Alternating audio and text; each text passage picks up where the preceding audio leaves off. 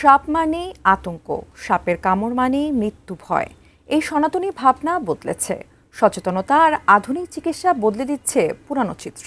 দিনাজপুর জেলায় বাড়ছে বিষধর সাপের কামড়ের ঘটনা। আবার সাপের কামড়ে মৃত্যুর দুয়ার থেকে ফিরে চিকিৎসকদের মিষ্টি মুখ করিয়ে কৃতজ্ঞতা প্রকাশের অন্যরকম ঘটনাও আছে। দিনাজপুর থেকে ভুবন সেনের তথ্য ও ছবি নিয়ে ডেস্ক রিপোর্ট। হাতে এক প্যাকেট মিষ্টি, মুখ জুড়ে তৃপ্তির হাসি। প্রকৃত চন্দ্র রায় টয়লেটের পাইপ মেরামতের সময় বিষধর সাপের ছোবল খান। সাপটিকে মেরে সঙ্গে নিয়ে হাসপাতালে ছুটে আসেন তিনি। কিছুক্ষণের মধ্যে শুরু হয় বমি, নেমে আসে চোখের পাতা, ফুলে যায় কামড়ের স্থান। শারীরিক অবস্থার দ্রুত অবনতি হতে থাকলে চিকিৎসকরা অ্যান্টিভেনম প্রয়োগ করেন। তাতেই ফিরে আসে তার জীবনের আলো।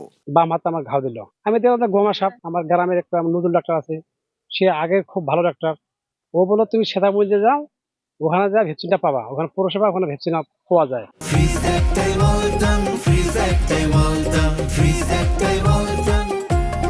বোচাগঞ্জের সাদিকুল ইসলামও গোখরা সাপের কামড়ে আক্রান্ত হয়েছিলেন।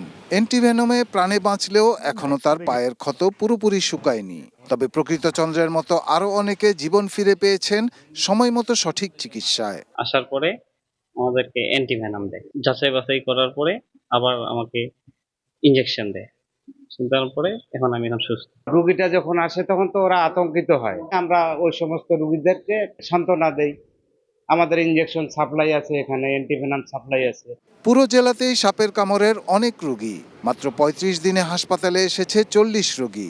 গত এক বছরে বোচাগঞ্জ উপজেলা স্বাস্থ্য কমপ্লেক্সে চিকিৎসা নিয়েছেন সাপে কাটা ১৩৮ জন। আমরা আমাদের জায়গা থেকে সর্বোচ্চ চেষ্টা করি অ্যান্টিভেনম দিয়ে রোগীটিকে সুস্থ করার।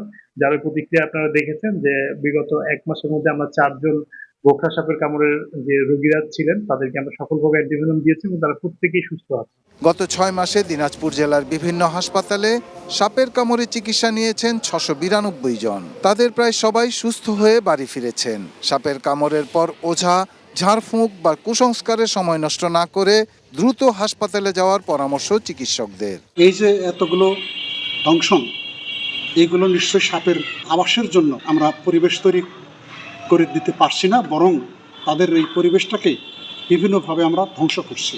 Shahidul Rana, desk report, ATN news.